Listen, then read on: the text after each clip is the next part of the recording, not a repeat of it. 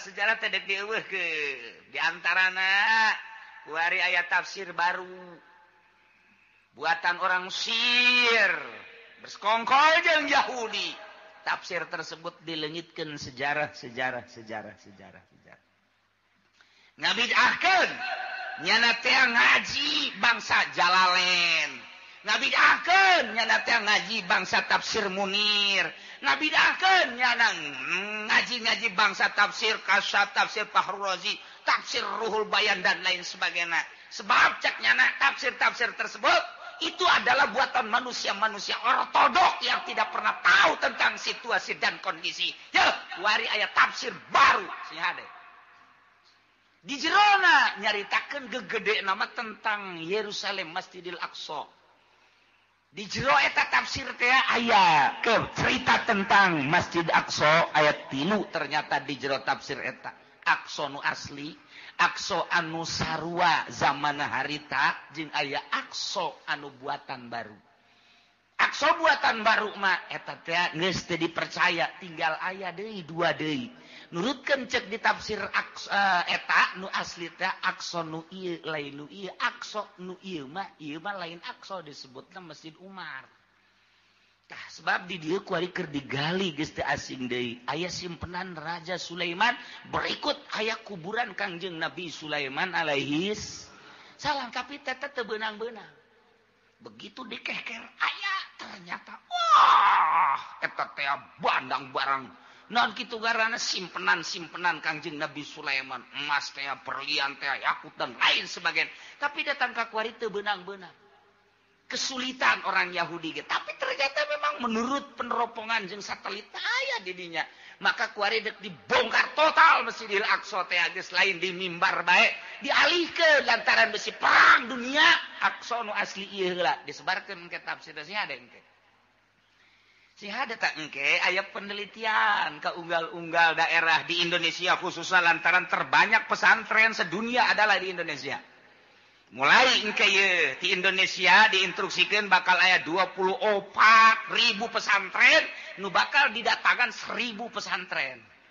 1.000 pesantren bakal diteliti teteh jerona ngaji naon kitab mana bae tercampur henteu jeung sekolah nu yayasan mah geus teu dianggap pondok pesantren. Ulah beja-beja ieu urang bae nu ngaji bae mah. Ulah beja-beja kanu sejen ieu mah urang bae geus nu ngaji. Engke kiai di itu ngaji kitu deui. Engke kiai di lembur ngaji kitu deui. Atuh nyaho kabehan kajeun. Seluruhnya 24.000 pondok pesantren nu santrina ieu sa Indonesia aya 7 juta nu keur diopenan ieu teh tah na ieu 1.000 pondok pesantren engke bakal aya penelitian ngaji naon bae fan terus engke kadituna dua alternatif, imma erek diganti make kurikulum wa imma erek diperkuat kesalapanana. Lantaran melihat kehancuran moral bangsa Indonesia jauh dibandingkan jeung 20 atau 30 tahun katukang teh sangat beradab Indonesia di dunia ieu, tapi setelah kuari ieu hancurna sarua jeung luar negeri. Contoh aya tawuran baheula mah urang ngadenge di Inggris di Jerman, kuari nu tawuran urang Cikupa. Baheula nu gontok-gontokan teh ieu adalah supporter Juventus Inggris baheula. Tapi kuari mah ieu supporter susia nyaho sia aja sia meureun. Eta kuasi itu coba tepugu karu. Ieu akhlak dek dikamanakeun. Ieu anak-anak urang nu karak SMP nu karak SMA. Berarti eta teh calon-calon pemimpin anu kalaluar ti unggal lembur sakumaha siraru. Butuh dukungan teteh kos kitu teh, tapi di satu sisi moralna deuk kumaha polisi sampikeun ka geus bingungeun da polisina ge sarua ieu deuk kumaha coba ieu kakarage awalan anu geus korban terbunuh dari tawuran tersebut geus sabaraha puluh mungkin ratus ieu kakarage sabaraha tahun tumbuh model kos kitu encan 10 tahun ke depan bakal kumaha melihat dari sudut eta ulama kuari keur mempersiapkan ke depan bagaimana. Setelah diteliti satu-satuna hanya pondok pesantren nu bisa ngedidik akhlakul karimah. Nah, engke ieu bakal diteliti, ulah kaget. Ya, para kiai tenang bae. Mun ditanya, ieu kumaha naon bae kitabna bejakeun. Hatul muin. Naon deui? Ria, naon deui? Takrib, naon deui? Sapina. Anu peruk besar naon? Sapina. Kajeun geus pokona. Mun ditanya engke ka dituna, siap kan teh ieu teh disejajarkan dengan formal? Tidak siap. Dek disejajarkan jeung SMA. Jadi urang teh boga ijazah. Engke ijazah pondok pesantren teh bisa pake asup ka cinglung. Ka egel. Atau kemana bae. Nah iya, kompak kabeh untuk ulama nu 1000 teh ya. Engke sabaraha persen nya teh ieu suarana. Lamun 60% siap untuk disejajarkan, jadi berarti pakai kurikulum. Tapi lamun 60% tidak siap, tidak jadi pakai kurikulum, tetap akan diutuhkan. Ilah akan dijadikan sumber dari segala sumber pondok pesantren, tinggal kumaha kiaina. Lamun kiaina kuari bisa disogok, kiai bangpak sama Gusti. Kita kiai bae atuh disogok atuh kumaha hansip. Sudah ceritakeun cak hansip kula mah teh. Ieu kiaina bae. Dek milih bae, dek milih make nungguan saha nu mere duitnya tolol. Heuh teh pas sagede kiai eta sagede kiai. Eta kos kitu. Nah iya. Engke bakal aya tafsir-tafsir. Sebab naon? Nyahueun Amerika. Kekuatan di Irak adalah ieu orang-orang anu selalu naon kitu ngaranna memperkuat tafsir-tafsir, sejarah-sejarah. Sedangkan sejarah adalah bapa daripada bangsa. Geus dipicen teh ka sungai Tigris baheula teh ku orang Yahudi. Peradaban buku peradaban Islam teh geus dipicen ka sungai Tigris timbul deui kuari. Mata kewalahan. Selalu aya atuh hadis Bukhari jeung Muslim teh apan terus-terusan dibaca, ditafsiran terus.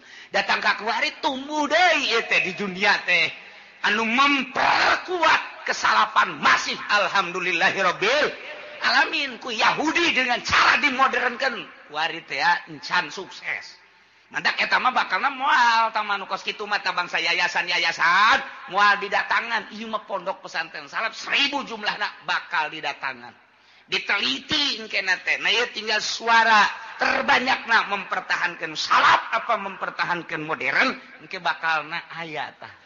Hasilna. Nah, mantak cikulah ge bejaan ka kiai-kiai mun ditanya siap apa tidak disetarapkan dengan formal? Tidak siap. Bagaimana nanti setelah itu murid-murid Anda? Bagaimana Allah saja? Itu baik. Tapi kan kita harus menciptakan anu kumaha sia bae. Nah, iya bakal. Duh, Masya Allah. Sebab mengaburkan sejarah nababari jasa. Engke timbul ke tafsir banyak. Dibaca wal bisa tak merencana Yahudi tiba heula kos kitu mah. Alif hiji bae Al-Qur'an mereaksi. Percetakan dalam Bandung sabaraha kali mengkaburkan percetakan dan tetep bae kateliti. Alhamdulillah masih keneh loba nu hafizul Qur'an. Nu bisa neliti tentang alif ba. Hiji komo sakalimah mah. Oh, diusulkeun. Dari mentek di pentasnya dicabut, dicokot di orang-orang nu brilian, diurang nu hafizul Quran. Coba taseh dibalikan tafsirna ge, terjemahanana terus. Mentek aya terjemahan Wahabi ku ari anu datang ka unggal kitu perumahan-perumahan tetep bae teu bisa diterima. Ieu tafsir ieu bae Jalalain sangat sederhana. Urang dengekeun, urang paham, sangkan urang wauh jeung Gusti Allah Subhanahu wa taala. Nah, Yahudi teh kos kitu karakterna. Datang ka Kangjeng Nabi. Padahal mah nyana datang nanti mawa kakufuran. Ke keluar Kangjeng Nabi, kufur keneh bae. Jadi terobah. Walaupun dipayunin Kangjeng mah ieu nyana amanah iman dek ngedukung. Itulah karakter musuh Allah Subhanahu wa ta'ala. Ieu dijelaskeun ayat. Wa idza ja'ukum qalu amanna وقد دخلوا إليكم بالكفر وهم قد خرجوا من عندكم به ولم يؤمنوا والله أعلم بما كانوا يكتمون والله أعلم بمرادih. Ngadengikeun ayat malah indai cili urang teh beda jeung ngadengikeun bangsa tembang Sunda. Lain deui. Komo lamun urang geus ngadenge kitu ngaran garang-garana tembang-tembang Sunda ceuli teh asana. Ngagiuk-giuk bentar nikmateun kana jantung bari ngopi aduh ya Allah ngeunaheun mah di suara saha bareng didengekeun heti ku sendang.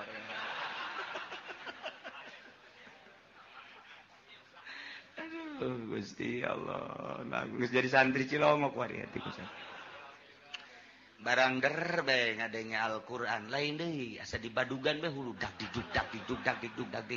Komo nu di juru mah juru ka badug Qur'an ngaranna. Entak lamun aya nu nundutan berarti eta nya keur ka badug.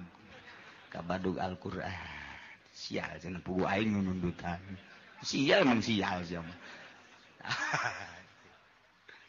Wa idza ja'ukum di mana-mana datang munafikul Yahud karanjeun Kanjeng Muhammad kepada sahabat ngarariung nanyakeun berbagai permasalahan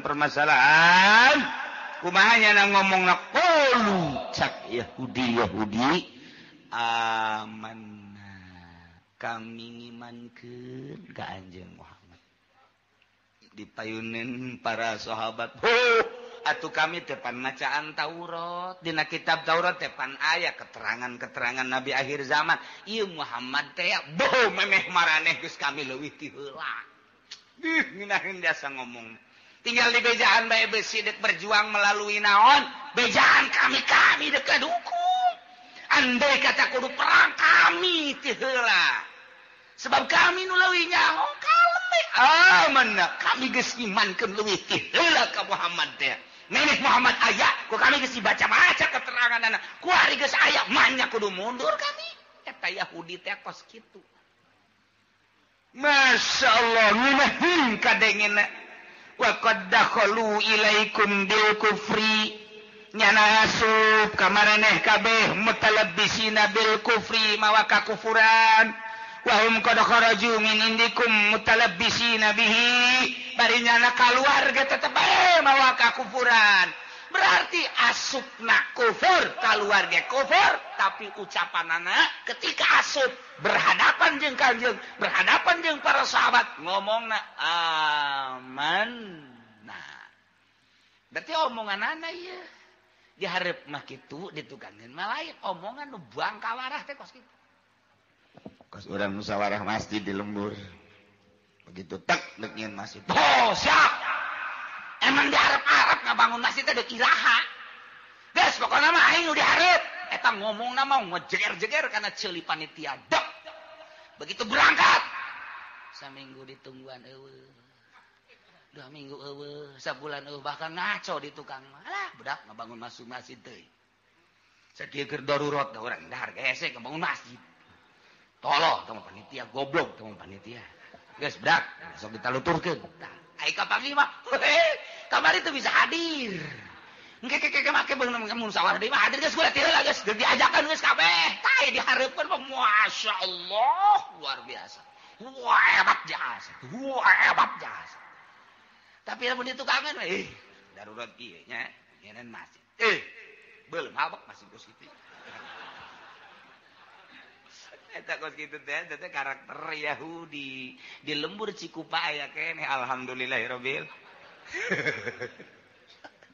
bukan lembur araya keneh masyaallah karim teh suwung-suwung kitu jeung kitu bae datang ka kiamah terus bae anu negakeun Al-Qur'anul Karim moal eueuh la yazalu taifatun moal eureun segolongan zahirina alal haq terus bae kajen teuing situasi jeung kondisi rupak luar biasa. Baheula zaman obor kuari zaman listrik. Baheula zaman surat kuari zaman SMS tetep bae nu thaifatun zahirin alal haq moal suwung-suwung. Di luar negeri, di dalam negeri, di negara Islam, di negara kafir tetep bae janji Allah melalui hadis itu diucapkan ku Kangjeng Nabi tetep bae moal eureun thaifatun zahirin alal haq bakal aya bae saurang bae mah. Di hiji negara bakal aya bae. Di negara mana bae bakal aya bae. Atuh tangtu bae musuhna bae bakal aya bae. Turunan Abu Jahal ternyata aya nengket di Cikupa. Eta tah nengket. Nengket teh jeung nongtot ka Adi. Nengket mah leuwih leutik dibatan nongtot. Kos betik jeung betok. Betik teh leutik libatan betok. Padahal eta kene. Tuh kos gitu. Nah itu terus bae. Malereun bahkan kadugalan beki akhir zaman beki tumbuh pesat. Nu zahirina alal haq beki saeutik beki leutik beki saeutik beki tapi tetep aya. Eta teh janji la yazalu thaifatun zahirina alal haq tetep bakal aya bae.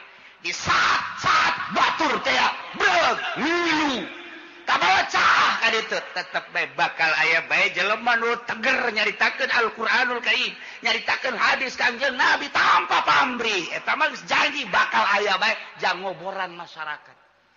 Eta mah geus nyaho mah sabodo, dibedakeun haram ya haram. Atuh terus bae eueuh masalah eta mah. Emang meureun bakal dijadikeun suluh neraka ieu tah mah. Eueuh masalah. Dijadikeun suluh doang dibulak-balik dibalik-balik pake ngarerab. Eta mah geus sabodo bae ngan tetep bae bakal aya bae muncul bae. Dah muncul Gus Dur di Indonesia. Diakui atau tidak diakui dunia telah mengakui. Lantarannya ada bakal merubah negara yang tahu hanya orang-orang tertentu.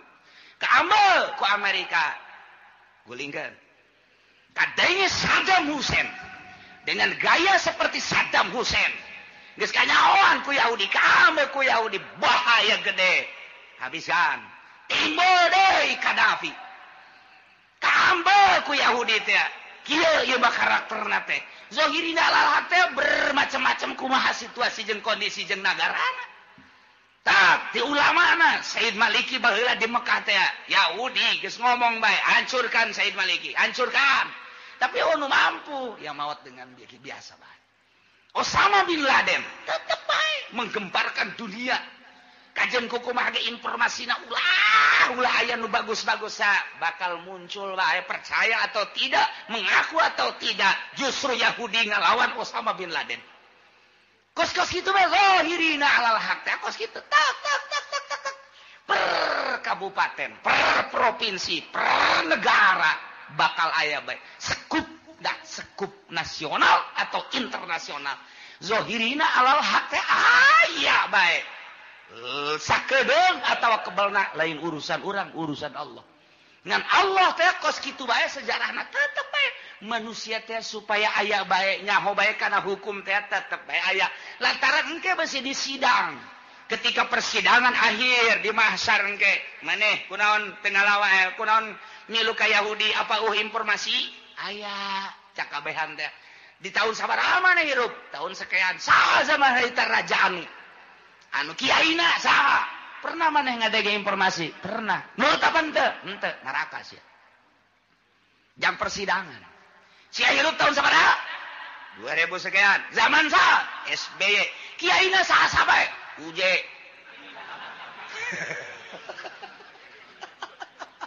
Jadi tak kenaon eta nyana. Anu zikir cek nyana. Zikir lah kumaha? Mere duit urang kanyana. Tah eta pan. Oh berarti jeung UJ-UJ-na tadi. Gitu tadi tanya engke urang. Zaman saha sia? Hirup zaman anu kiai saha? Kiai anu. Pernah sia ngadenge? Pernah. Milu sia ngaji? Henteu. Haji sia nyaho ka hukum? Henteu. Kulama ngan ngadenge doang bahwa aya kiai anu ngebentang-bentangkeun agama. Kulama henteu sehingga kulama mabok bae terus. Neraka sia. Jang sumpah doang kos kitu. Sidang bupatina. Bupati saja, bupati anu. Nah, di zaman sia jadi bupati aya kiai we, aya. Saha kiaina sa kabupaten? Catet anu. Saha ku sia pernah disogok? 99,9. Cara teu pernah sogok si anu ngabentakeun hukum, ngabentakeun. Pernah nyaritakeun bahwa korupsi haram? Pernah. Aisyah korupsi tante? Ya seetik. Berarti ayat. Ngajin teu? Teu pernah. Tinggal gitu doang mah. Jang saksi doang ke dia umal kiamah. Aya bae zahirina alal haq murni. Jangan sumpah ke. Sia hirup di tahun sabaraha sekian. Aya kiaina aya. Nyaritakeun naon? Hukum. Nya osok ceramah, osok. Aja sia milu kadinya. Aja sia ngalakukan henteu kula manuturkeun we. Sorga sia. Ha. Aja sia kurang sabarana salat ngan milu doang. Heuh. Gua mah disa daun kompetkeun we jeung si Abdul Qadir sakeuna teh. Aja sia ka ditu dahar gua ge. Pokona zikir dahar, mere si dekana henteu. Gula sia tuh mere kabeh wajib tukang daharna. Ieu gua mah tukang daharna. Oh geus ah, nu tukang daharna geus ka sorga bae geus. Tapi kumaha jang saksi doang. Masya Allah, zahirina alal haq teh kos kitu. Tetep aya bae. Anu teger per dunia, per kabupaten, per kecamatan, per desa aya bae sadesa. Sak RT ge aya bae RT. Tah eta teh jang saksi engke teh urang disidang saurang. Masya Allah. Nailah karakter Yahudi teh seperti itu asup ka Kanjeng Nabi nyarita amanna kaluar ti Kanjeng Nabi mah lain deui padahal asup jeung kaluarna tetep bae mawa kakufuran. Berarti aya anu terselimut di dalam hatina, aya anu tersimpen di dalam hatina, aya anu ditutupan ye di jero hatena. Bajar teh meureun teh nyahoan Gusti Allah, mentek diteruskeun ka dieuna. Walam wallahu a'lamu bima kanu yaktumun. Padahalnya nama asup jeung keluarga tetep bae teu iman ka Kangjeng Nabi sama sekali. Berarti di jerona aya anu tersembunyi. Wallahu a'lamu Gusti Allah maha uninya bima kanu kana rahasia, kana nifaq, kana munafik, nifaq nu aya anu tersimpen di jero hatena. Majar teh teu nyahoeun padahal Gusti Allah mah maha uninya kana kanipakan anu tersimpen di jero hatena. Urang ge kuari teh dipayuneun mah sumuhun di tasa tukang mah teu abeh urang ulah kanyahoan bisa bae ku jelema mah teu kanyahoan tapi ku Gusti Allah mah emang aya nu rahasia eueuh. Kanyahoan eueuh jang nyumput urang teh kanyahoan bae. Pangneangankeun hiji tempat teu kanyahoan ku Gusti Allah mun aya mah urang kadari itu deuk maksiat urang di ditu ngeunaheun mabok zinah judi. Ya eta mah pulo eta mah teu kanyahoan ku Gusti Allah teu kadeulean. Mun aya pulo nu teu kadeulean ku Gusti Allah asana sameter 100 juta dibeli bae. Neuk keindahan di ditu teh abeh teu kanyahoan ku Gusti Allah. Tapi pan teu aya kabeh ge kanyahoan ku Gusti Allah libagin min mafar. Tempat lumpat jang maksiat ka Gusti Allah. Jadi urang di mana bae atuh kanyahoan, urang di imah leuleut TV Allah manyahoeun we. Wah, sia kuna nonton TV bae. Kadeulean. Kanyahoan ku Allah urang susumputan dek nonton golek. Deh ya urang mah kiai ieu make kumis palsu, make jenggot palsu. Deu ulah kanyahoan. Ku masyarakat ternyana teh sok ngaharam-haram. Sakorodong haju asup ka handapeun panggung. Aju di dinya nya ngarokok bae lu telah cilik teu kanyahoan engke ngadengekeun dalang untung bae eta sindena teu kieu. Mun kieu nya kasih kakihan sinden. Bareng tanggah teh waduh deuk lumpat bisi kanyahoan kiai teu lumpat cakena kajeun lah bil barokah.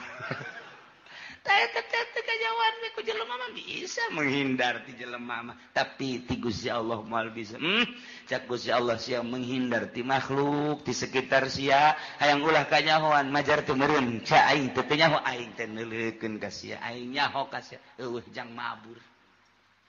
Yahudi nu dipayuneun Kanjeng Nabi kos kitu disatukanin mah teu ieu teh Allah mah wallahu a'lamu bima kanu yaktumun. Apaleun Gusti Allah mah kanu disimpen di jero hate para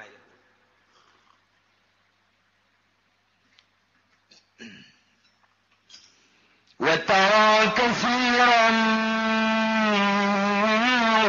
يسارعون في الكفر والعدوان وأكلهم السحت Muhammad anjeun bakal ningali kasiron lolobana minhum ti Yahudi mayoritas jelema nu beragama Yahudi anu kalalapir bakal neul anjeun teh yusari'una fil ismi nyana teh bakal gagancangan ngalaksanakeun dosa ya kauna sarian fil ismi lamun aya dosa juru kudu pangheulana bae embungeun pandeuri nomor kedua wal udwan yana fil ismi mah dosa teh buhang bohong terutama omongan mah kieu tapi ditaktukankeun malain dosa jeung sajabana kunyana teh dipigawe pangheulana wal udwan jeung zalim berbagai permaksiatan padahal mah ismi teh geus mencakup kana udwan jeung aklihimus suhat cek ahli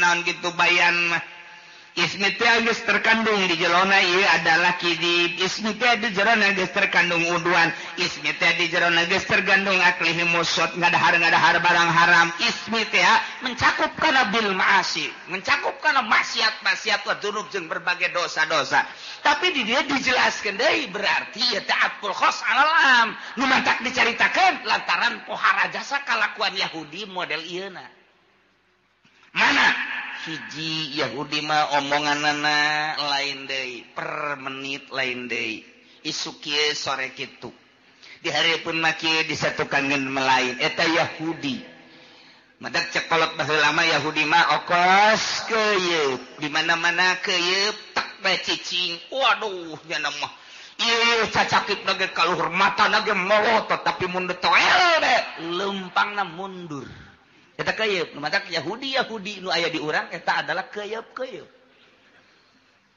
teh kos kitu teh ini ismi bohong dua wal udwan selalu zalim aniaya ya kiai dianiaya aya ustad dianiaya aya pemerintah anu jujur jeung adil dianiaya aya pedagang anu bagus jujur jeung adil dianiaya bae iyalah karakter Yahudi teh nya nama teu resepeun aya kedamaian teh hayangna riweuh bae etalah Yahudi nah ieu Amerika Yahudi kos tidak senang melihat negara damai tersepen neuli jelema damai nya nama hayangna kalut bae dibuatlah fitnah Ahmadiyah dibuatlah fitnah wah bermacam-macam nyeun tandingan ieu Yahudi teh kos kitu tersepen aya damai nya nama tersepen aya pangajian kieu teh damai amat cenah teh ngararaji datang diuk ngopi ngaroko balanja balik pun damai teh kos kitu ngaranna teh waduh tersepen Yahudi teh kos kitu teh tersepen jasanya nama tah nyeun akses nyeun nya nama bangsa nu teu pidamieun tanu mantak geus bae di akhir zaman mah urang ngaberesan diri urang bae tentremkeun diri urang ibadah ka Gusti Allah Subhanahu wa taala lantaran di jerona teu aya nu kaluar tina kitu pembuatan maranehanana nu dibuat kieu politikna kieu ekonomi geus ancur-ancuran geus urang pula pilih bae salametkeun jam moal kebal ieu mah hirup teh moal kebal ieu ngaha naon kitu ngaranna kitu ngaharepkeun instruksi ti raja mah urang teh ieu hayang bener hese geus bae urang bae ngabebener tinggal bari ngadoa doakeun ieu nu keur ngaleumpangkeun roda politik mudah-mudahan rada bener ai bener jasa mah jamual rada bener bae bener jasa mah jamual rada bener cak camat sial ngeureunana cak bupati emang moal ben moal we kajian kumaha moal cak ulang moal imah rada bener rada sebab naon atuh itu informasi di luhurna ai baheula mah nu mantak aya satpam teh aja ngajagaan pamalingan ai kuari mah nu malingna satpam dek bener kumaha atuh nu mantak aya pamarentah teh panjang urusan rakyat dibalik kuari mah justru pamarentah urusaneun rakyat atuh dibalik dek bener kumaha atuh jadi DPR teh kiai anu ditangkep teh apan DPR eta teh wakil urang eta teh nu ngurusan urang sabaraha bupati nu ditangkep sabaraha gubernur nu ditangkep sabaraha menteri ditangkepeun eta teh apa nu ngurusan urang berarti nyana urusan urang jauh keneh ka bener teh ieu rada bener rada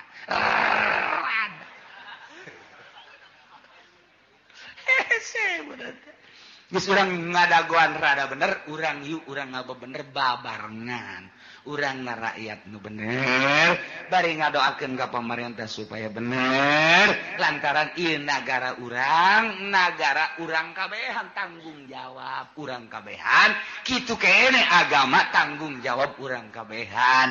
Baik individu urang sorangan maupun ieu teh kabehan. Pamajikan urang, anak urang rapihan, tetangga urang. Daek jeung teu daekna mah teu sabodonyana teh mah Allah nu mere hidayah. Muhammad anjeun bakal ningali lolobana ti golongan Yahudi anu mayoritas banyana mah guragiru dina ngalaksanakeun dosa, guragiru dina ngabohong, guragiru nyana mah dina zalim, guragiru dina ngadahar haram, aklihimus suhat karisa seperti sogok-sogokan, riba jeung riba-riba. Lamun teh mah aya kreditan nyana mambung tinggaleun ku batur ti heula. Dong, ya nama malah mere informasi ka babaturana supaya nuturkeun nyana. Kitu kene lamun aya pilkades, pilkada, pilpres, eta teh ngadagoan sogokan-sogokanana. Eta teh aklihimus suhat, haram teh riswa, eta teh haram, tapi pan boro-boro hansip kiai na ge ngadagoan. Haram, mantap kiai teh jadi panutan. Mentak kiai ngomong kunaon nya ka aing teh daek ngararaji heran jasa aing manu ngaji teh tadina aya 100 ku ari ngaletikan jadi 20. Ulah disalahkeun nu ngajina lantaran eta omonganna timbulna tina tanaganya na meunang nyogok, aya atut liwatnya na nyokot. Eta. Hayu sia kiai kamari dibere 100.000 kan. Ngaku sia. Rukun wudu sia moal laku kajenku tetep ceuli aing datang ka laku bae. Aing mah percaya jasa ka Al-Qur'anul Karim. Percaya jasa ka ucapan Kangjeng Nabi Muhammad sallallahu alaihi wasallam. Percaya jasa ka ucapan-ucapan para sufi-sufi. Lamun datang sia ngadahar sogokan kos kitu. Nu 3 juta aya kan? Aya nu 3 juta? Anu sabaraha juta deui? Sia meureun diberena. Ya Allah ya Rabbi. Nah, dahar ku sia.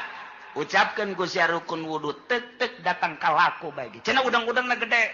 5 make udang-udang sia. Ayo tumpukeun cenah geus kolot. Jenggotan jeung geus huisan. Moal laku sia gajen kuku paling disengseuikeun sia. Naon sababna? Ieu energina tina tanaga hasil daripada ristah wa aklihumus suat bejakeun ka kiai make udang-udang. Ya, kitu kitabna beus teu percaya. Wa aklihimus suat Yahudi nu gegeuraan ngadahar barang sogokan. Rukun wudu cenah teu laku bongan sia. Bongan sia baheula mah kiai teh cara ricing we diondang kiai kalimat kula kula pangmagahankeun ngaji hayang nyoho rukun wudu. Duh pohara jasa ta kiai. Boga mustika ti Kangjeng Nabi rukun wudu jeung rukun salat dipake kahayang ku tatangga. Panggil deui ka ditu duaan tiluan ge kiai pangmagahankeun kula berarti energina luar biasa. Ieu mah deuk bae urang deuk ngayakeun pangajian teh. Saha nu ngajina kian? Saha nu ngajina kiaian? Esuk waean gitu. Kan sakitu hebat ngomongna, lain ngomongna. Kunaon? Kamari hadir. Di di lapangan nya nu ceramahna.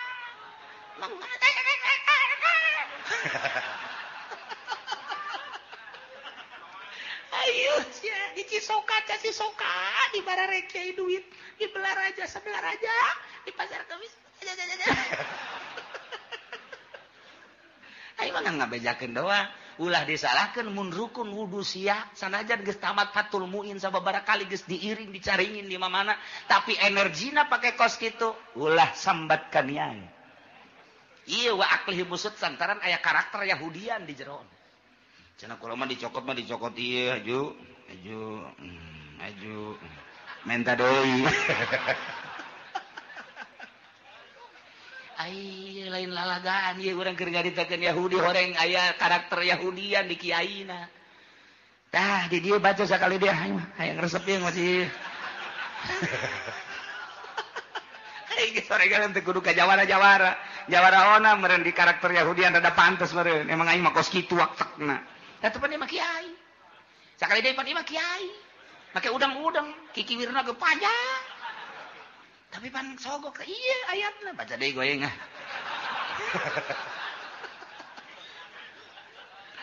Besican kabacain dari ku kiai atuh, makaring nu kamari mah teh aya ku hadir sia nyawan we teh kiai cenah. Lain nyawan we ingin nanyakeun, sasa kiai nu hadir kiai anu tikukun aya anu. Aja itu pasar kemis aya kiai anu ceramahna sa si anu. Didukung ku sa ku kiai anu. Deulekeun sia. Gerak ngaji sia jeung masyarakat. Masa depan sia suram sia. Parukunan sia moal laku sia kajian ku kumaha ge. Sakitu bae eta mah diancamna lain ku aing Al-Qur'anul Karim ngancam baca deui aing. Wa tara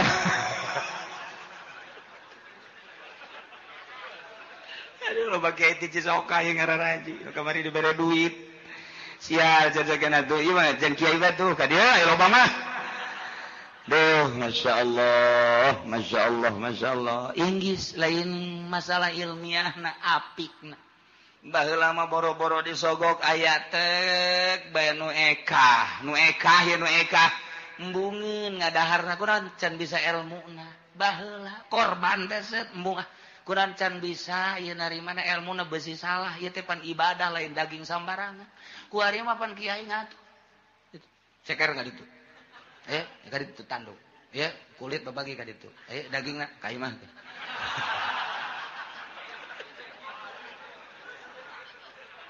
Aduh, aya ararisin jas.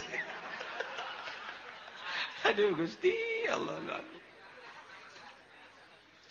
Biasa lain ilmu mah babarin bentak cekolot baheula babari ngaji mah nu hese make na ta eta. Ta eta kos kitu kuari cara petang jasa. Teu masantren ge kuari jadi Kiai Haji Oma Irama. Teu kadenge jama santrena sugan kadenge di Cisoka masantren henteu. Tapi jadi kiai atuh kiai bae ka ditu.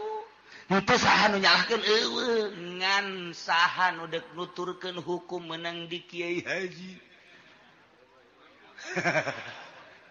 Dan kiai-kiai sederetanana lain ngahinakeun mangga hak masing-masing sama dakwah mah tapi kudu ngaragap dada di mana aing mah santren baheula dakwahna tuh nya nama kuduna di panggung bae dakwahna teh ulah di masjid jana mah jeung geus ngadengekeun ge make anting make kongkorong ka dieu tah kongkorong emas kongkorong anjing dipake ku nya kitu atuh dakwahna mari kita dengarkan jeng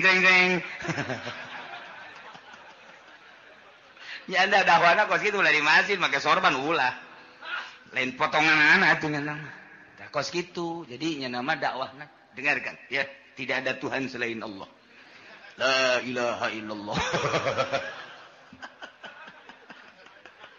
aduh Gusti Allah henteu salah ngan kos kitu dakwahna sek sugan hiji dua atur milu kanyana ngan haju di masjid make udeng-udeng mah dakwah lain kos kitu sakarakter dakwah teh asal di jerona ikhlas insyaallah.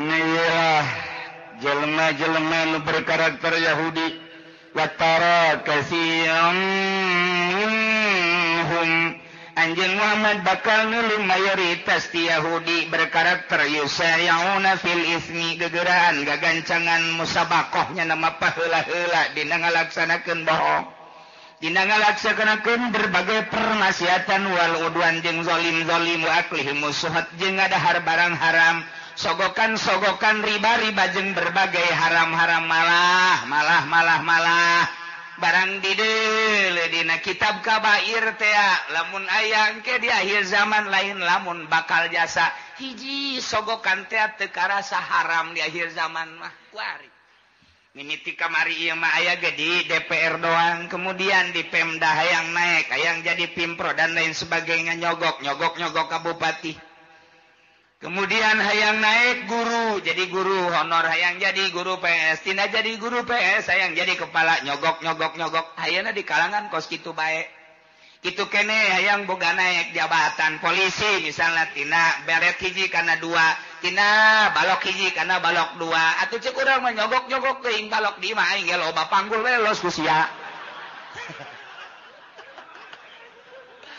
tuh tina bintang hiji kana bintang dua datang ka bintang 7 paruyeng nyogok teh mana aya nu henteu nyogok alangan kitu bae deuk industri masuk ka dieu baheula mah teu nyogok di tahun awal-awal industri masuk ke pasar kemis nu urangnya hobae sugan make nyogok henteu malah ditambayan ka dieu teh limbahna ge sanu daek teu nyogok-nyogok mangga lantaran hayang kebersihan di jero pabrikna lantaran dijadikeun ajang ku ari mah teh aya wadahna yayasan ku ari mah urang teu bisa masuk pabrik langsung kecuali menampung ditampung heula di yayasanana kudu nyogok heula nu 1 juta nu 2 juta nu 3 juta nyogok wancaing geus apsu pancan sogok menyogok teh geus teu karasa haram geus teu karasa haram nanya ka kiai-kiai kumaha aja teu bisa lamun teu nyogok mah teu naon kunaon bener kiai bener pokona mah ka dieu beung bulan ngadoakeun sakeuna teh kiai oplo deui sarwana kudu tegas hei kumaha ieu lamun teu nyogok teu bisa ulah haram hidup sabodo sia eta mah geus nyana di alam ku Gusti Allah oh berarti tegas adapun nyana dek nurut deuteur urusan nyana ulah kieu puluh ya peleh kiai kumaha aja lamun teu nyogok mah teu bisa nya teu bisa heuh nya hese nya oh kiai yang teu bisa jasa cuma tuh atuh teu naon lah sakali-kali mah teu naon kesi lamun geus asup atuh ka dieu sering mau jeruk ka aing nya kiai potongan goblok gawe eta kiai Allah mah lain kitu kiai jatuh bisa ieu mun urang jadi Pemda teh mun teu nyogok teu bisa kata haram geus balik cenah nurut teu nurut urusannya anak ngan kiai di alam ku Gusti Allah oh cak Allah kiai aing sia naik derajat sia rajan teu boga mobil oh masalah geus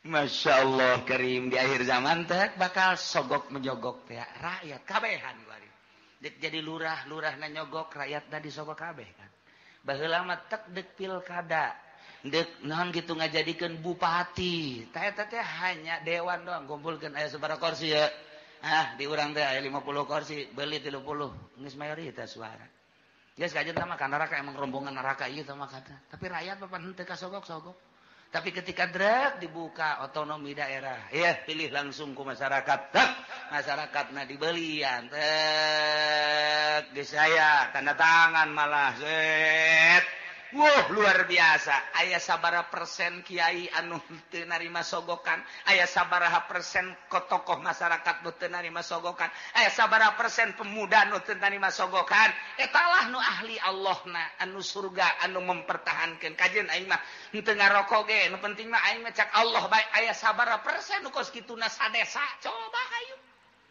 masyarakat geus disogok kabeh riba kabeh aya sabaraha persen nu teu ngridit kagincu-gincu ngridit kabeh ngridit nah ieu engke lamun ngridit bakal dibere azabna 3 rupa hiji bangkong bakalna bangkong loba sekos zaman Kangjeng Nabi Musa alaihissalam nomor kadua cacing ke Singkarayap nomor katilu hileud ku ari di Jawa Timur hileud 3 kecamatan Ambalaya hileud riba teh riba jeung sogok nomor kaopat opat perkara ieu keong bakal keong mah geus loba di Karawang baheula di Bandung di Garut di Tasikmalaya asal geus Ambalaya riba jeung sogok 4 perkara hiji kodok nomor kadua cacing nomor katilu hileud nomor kaopatna keong tah ulang-ulang mah ditanya bae ka urang Cikupa hayang nu mana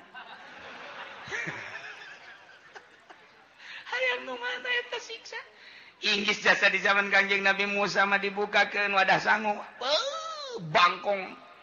Bangkong urang asup ka kamar teh anggal segala rupa piinu ku bangkong kamar asal di kaluar-luarkeun timbul di bangkong hese teu bisa sare di kursi bangkong di mana bangkong bae ieu keur masak ngagolotrok bangkong di dinya masyaallah ai geus azab mah kos kitu iki cacing tah kuari coba eta di Jawa Timur ya Allah ya Rabbi hileud garayap di kaluarkeun hileud deui beak daunan beak tatangkalan ka imah-imah geus sabaraha poe teu bari sasare nyilib sare ge moal bisa ku kitu ieu mah jak kudu tobat ka Gusti Allah Subhanahu wa taala geus dimimitian ku tsunami Aceh urang teh kemudian ku bitu gunung ku gempa daerah berdaerah kemudian di Jepang anu luar biasa diurang saeutik deui hampir jasa ieu nu mantap kudu loba istighfar ge kudu loba istighfar ieu Banten teh keur diancam bae ku Gusti Allah ulah besingan ngomong leuwih teuing ieu teh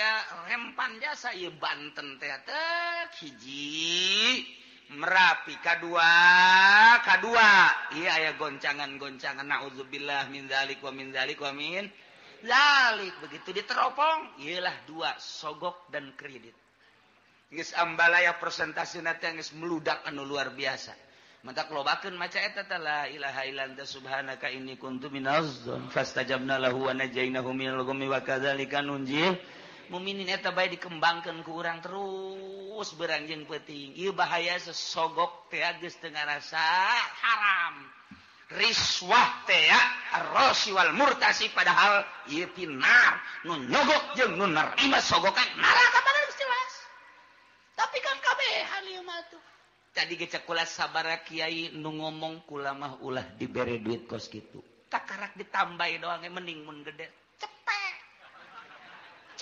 doang ya baik naon cepet Masya Allah Karim sabaraha ustad malah dikekentongan aku kiai ayo tanggung jawab mama mama tanggung jawab kayak di akhirat ku mama disafaatin lain syafaatan